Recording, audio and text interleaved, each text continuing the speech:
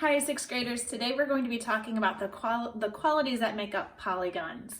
So for a shape to be considered a polygon, and poly just means many and gon means side. So polygon is just many-sided. There's no definite how many sides something has to have. Now, if something just has two sides, that's not even a shape. That's not possible. So the first polygon that we can have is a triangle. So I'm going to explain what it takes to make a I'm going to explain what it takes to make a polygon, go into the different types and some other aspects about them. So in order for a shape to be a polygon, first of all, it has to be a closed shape, meaning when all of the sides come together, they have to come together, no open gaps. If we were to think about like the sides being a fence, all of those sides would have to be enclosed in to keep the animal contained or something like that. So all of the sides come together and close the shape. All of the sides must be line segments, not a curve. So anything curved, like anything circular, is not a polygon because a circular side is not considered like a side. So all sides have to be line segments that are straight in order for the shape to be considered a polygon. Also, all of those sides must meet at endpoints. So like we said before, with the sides being a closed shape, they also have to meet at endpoints. There's nothing like crisscrossing like an X or a T shape. Everything has to meet at the ends of those line segments. So that's what makes up a polygon. Now this smaller picture here, I will save to the Google Drive for you guys to be able to see and include it in our list of assignments. But what I've created here is how we have a naming system for our polygons. So something with 3 sides is called a triangle. Tri means 3. Anything with 4 sides is called a quadrilateral. Quad means 4. Now, there are multiple types of triangles like we learned last week, but there are many specific types of quadrilaterals, and we'll get to that in a future lesson. Penta means 5, so 5-sided. Hexa means 6, 6-sided. Hepta means 7, 7-sided. Octa means 8, 8-sided. Nona means 9, 9-sided. Deca means 10, so 10-sided. Hendecagon means 11, and that would be an 11-sided shape.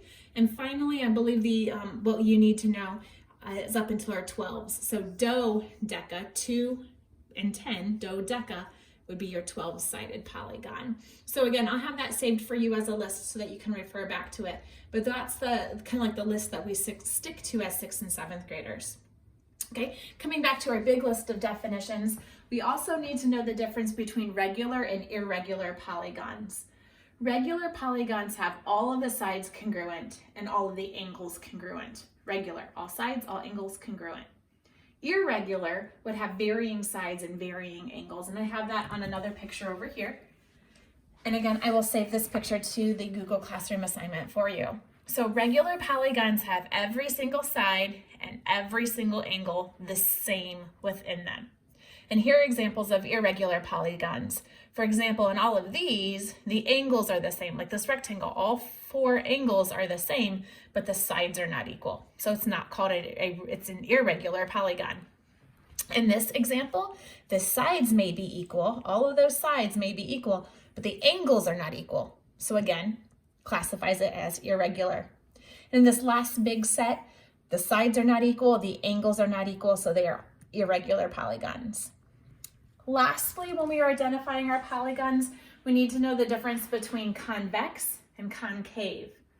In convex, that's the traditional shape that you are used to. All of the interior angles are less than 180 degrees. All of the vertices point outward, a traditional shape.